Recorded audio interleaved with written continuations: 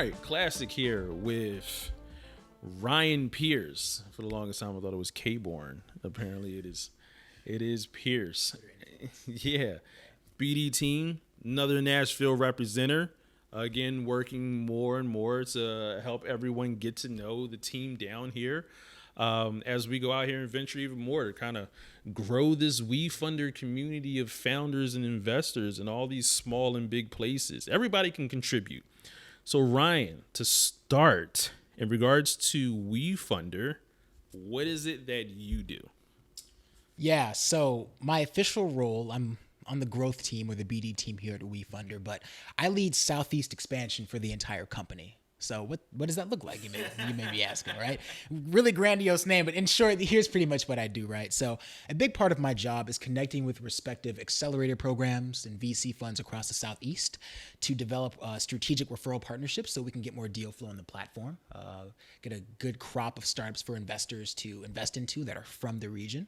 I also build resource partnerships with respective funds and foundations to provide additional support to founders that are raising on the platform. Some funds want to match dollars to campaigns that reach a certain threshold. Some organizations and funds want to lead rounds on Wefunder. So I bring that in with the same Southeast focus. And lastly, and arguably my personal favorite aspect of my job, so I help underrepresented founders, specifically Black founders, LGBTQ plus founders, women founders, immigrant founders, and what have you, navigate the fundraising process on our platform. Build a good foundation through their campaign page and a fundraising strategy, and successfully raise on Wefunder if possible.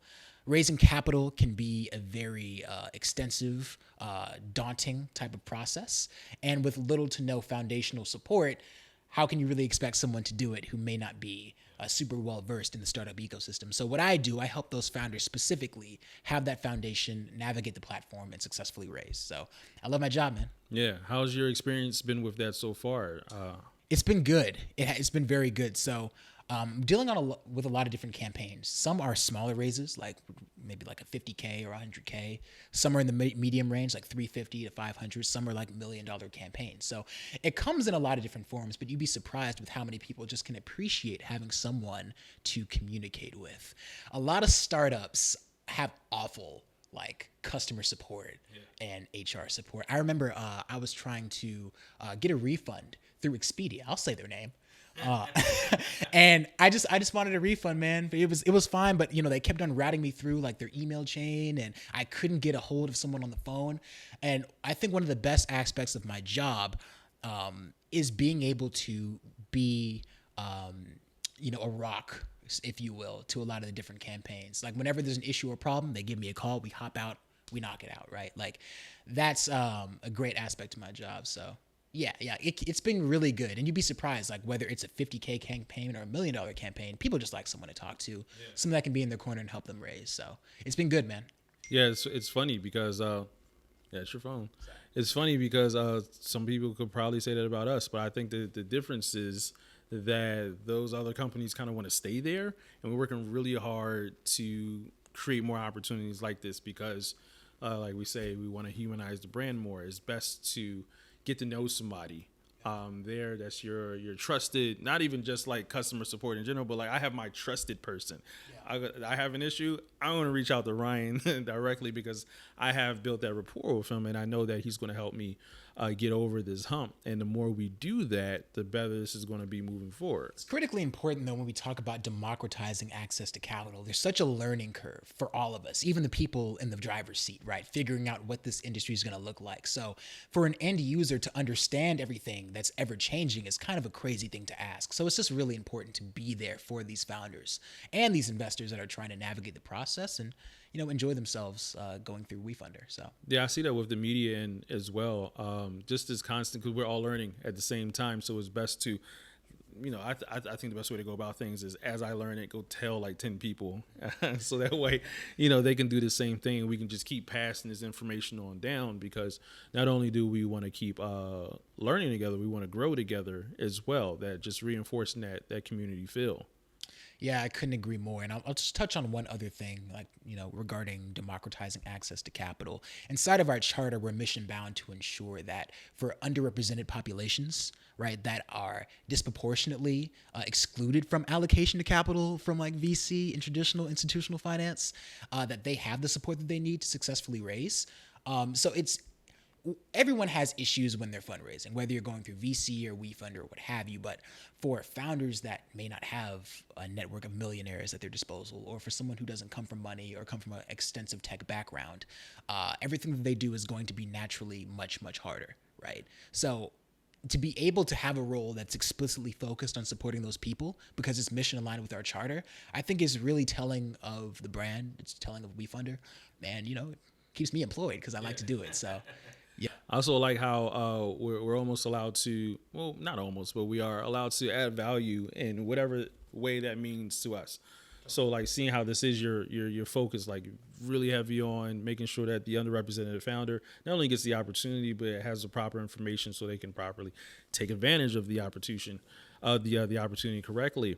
How does it feel? Like you've probably been in other places. How does it feel like to be a part of an organization where it feels like they empower you to the point where you can go out there and kind of feel that purpose even more?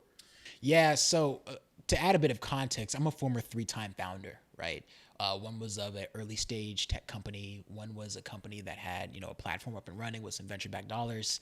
And the other one was a benefit corporation that incubated and provided support to entrepreneurs looking to raise capital and grow their businesses, right? So I've kind of seen the ecosystem from a lot of different lenses, right? Entering as an early stage founder, operating a company and not knowing what I'm doing, and then also on the other end, helping advise other people also.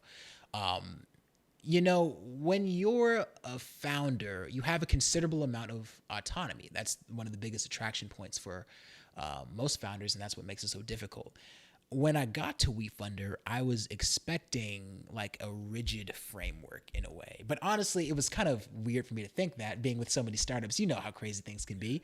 But it was nice to have the flexibility and the freedom to lead with my passions here.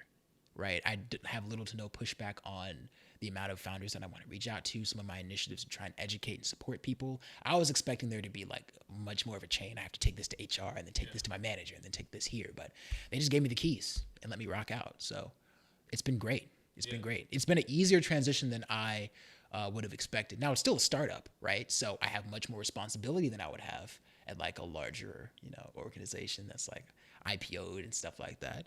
But that's part of why I like it. It's almost like the term entrepreneurship, right? Yeah. I am employed by the company, but I am an entrepreneur in my role. It almost feels like, with the level of autonomy and responsibility that I have. So good. How important is it to like being able to focus these efforts in an area that you're from? It means the world, honestly. And even that would be a bit of an understatement. Like, so much of the country does not have the proper foundation and infrastructure to support high tech and deep tech, right? Like, most places aren't Silicon Valley, right? Or Boston or New York, right? So coming from the standpoint of a founder that was trying to start a tech company in the South, coming from the standpoint of someone who was trying to mentor and advise companies from the South, specifically underrepresented founders as well, it's hard out here, man. It's really, really hard. Like, getting access to capital has always been a common theme, right?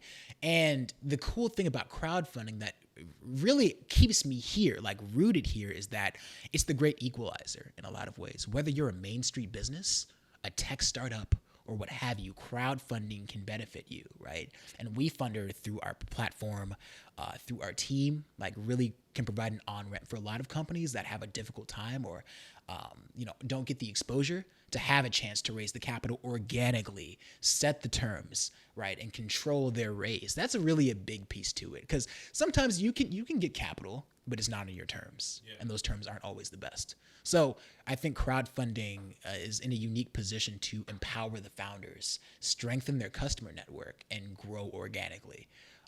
Outside of this, it's been very difficult for a lot of founders to do that. So it means the world to be able to spread that gospel, so to speak, and provide that support to a region and to a demographic of respective peoples that have a difficult time as it is presently constructed.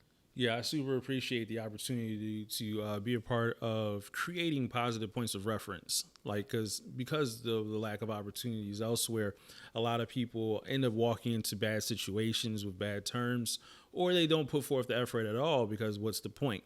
And we've been creating more and more of these case studies that show folks on the large and the small level that have created something even new so that they can go forward and build on these ideas that they may have had all their life and didn't think they could possibly move forward on. But now there's going to be a whole new crop of people behind them that are like, holy crap, I can do that thing I've been wanting. I would just go this route now. I think that's been like very, very important. And I think it's perfect. Like when you think about all the people that are with the company, like everybody kind of has that in the back of their mind. Like they want that. It isn't just like, I'm just joining. Well, I hope not. I don't want to speak for everybody. It isn't just joining for the sake of a check, but because like, this is really like industry changing, life changing, just overall world perspective changing. Yeah, I came from a political background before breaking into entrepreneurship, right? Things were very slow, processes were very antiquated. But one huge attraction point beyond just, democratizing access to capital and helping founders within this region is the opportunity for true economic growth in areas, regardless of them being in urban regions or rural regions, right? Like a big issue that a lot of cities have is job creation. The best way to do that is to create opportunity for your actual citizens to start businesses to employ other people within the community. But capital is such an really important aspect to being able to house and grow a sustainable business that can actually take on more employees. So crowdfunding can really sit in a unique position to allow for residents within areas that don't have the resources and the support to get that foundation to employ, the folks down the street. Their family, their friends, and what have you. It can really create opportunity and change people's lives, and in turn change communities. So, yeah, you're not necessarily just switch, kind of pivot a little bit, but not at the same time. You're not a Nashville native. More so, was it Memphis? well, not exactly. I'm kind of from a lot of different places. Born in San Diego, California. Grew up in Murfreesboro, Tennessee, right outside of Nashville, 20 minutes outside. And I went to school. University of Memphis, go Tigers. Penny Hardaway and all that. We love that. So I spent 4 years there working inside of the political field. That's kind of where I started making my bones in entrepreneurship. And so I kind of have roots at a lot of different places. So you probably had your pick of the litter. Why end up like deciding to say, you know what, Nashville, we're going to put this time in there? Well, I mean, a couple of different reasons. We have a rock star team here. Right. Another aspect is that my family was close. And, adulting is difficult. So it's nice to be able to go back home and get some home good cooking and that kind of thing. I think another big piece to why I ended up choosing Wefunder, I had dreams of like, of course, being a founder and maybe breaking into the tech ecosystem. But kind of like for the reasons I mentioned before, like the mission, the opportunity to change people's lives and to like grant access to capital was so compelling to me. And to be a part of a team instead of working remotely, I think was a big reason why I decided to work here in Nashville. I mean, Johnny Price, like Reedy Zell, Ben Garcia, these guys are smart.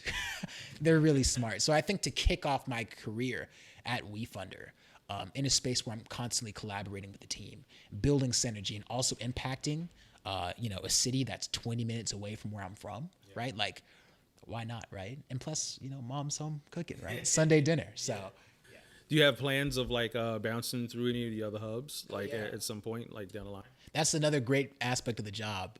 BD is by far one of the best places to like departments to be at Wefunder because I mean we're constantly like dealing with founders and like working it out and stuff like it's a fun job. It can be a lot of responsibility, but it's fun. But a big part of that is actually traveling, right? So I'm securing partnerships in DC and Baltimore and Charlotte and Philadelphia, for example, or even in like Atlanta or New Orleans or Memphis. So a big part of my job, sometimes I need to hop on a plane and go meet with a founder one-on-one and like work out a session, building out the campaign page and building out a fundraising strategy.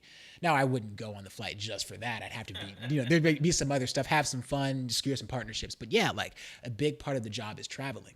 As far as actually like settling down for good in another area, I guess time will tell. But if so, it would definitely be in the Southeast. Yeah, it's great that you're starting home first. I feel like you should always establish where you're from, because you get somewhere else, people start to look in on you. And what did you do? Where you coming from? And the home base is like very important. This is a good fallback on top of. It's really hard for the idea to me of going somewhere else and doing for others before you do for your own. Most people don't think that way. But I think the tides are beginning to turn, right? Like, I'm super big on like community and economic development. And when talent, I'd like to think I'm talented, right? When talented is divested from the city and goes to other areas that don't really need more talent, it doesn't really give much room for more opportunities and innovations to ensue inside of like certain cities. So like, I think it's really important for, students that graduate college or entrepreneurs to try and, fight it out and stay in their city to make it better for everyone else as long as they can, right? Sometimes you gotta leave, but do some giving in the area that you're from.